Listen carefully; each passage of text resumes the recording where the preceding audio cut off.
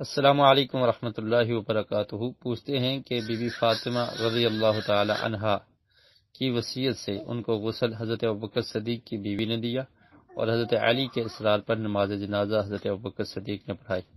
جی، حضرت فاطمہ الزہرا رضی اللہ تعالی عنہا کو غسل دینے والی جو خاتون ہیں ان کا نام ہے اسماء بنت عمیس، جو حضرت ابوبکر صدیق رضی اللہ تعالی عنہا کی زوجہ ہیں۔ اور تاریخی روایات میں یہ بات ملتی ہے کہ انہوں نے یہ وصیت کی تھی تو حضرت اسماء بنت عمیس نے ان کو غسل دیا تھا، اور بعض روایات میں حضرت علی رضی اللہ تعالی عنہ کے بارے میں ملتا ہے کہ ان نے غسل دیا۔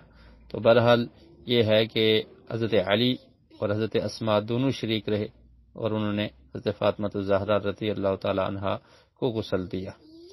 اور اس کے بعد جنازہ کے بارے میں بھی اسی طرح کی دونوں روایات ملتی ہیں کہ حضرت علی رضی اللہ تعالیٰ عنہ نے طبقات الکبریٰ میں غالباً اس طرح کی روایت ملتی ہے کہ جب جنازے کی باری آئی تو حضرت علی نے حضرت ابوبکر صدیق رضی اللہ تعالیٰ عنہ سے کہا کہ آپ نماز جنازہ پڑھائیں، تو انہوں نے نماز جنازہ پڑھائی۔ حضرت علی رضی اللہ تعالیٰ عنہ کے بارے میں ملتا ہے کہ انہوں نے بھی نماز جنازہ پڑھائی۔ تو یہ روایات سے ثابت ہے کہ حضرت ابوبکر صدیق رضی اللہ تعالیٰ عنہ نے نماز جنازہ پڑھائی تھی۔ واللہ اعلم بالصواب۔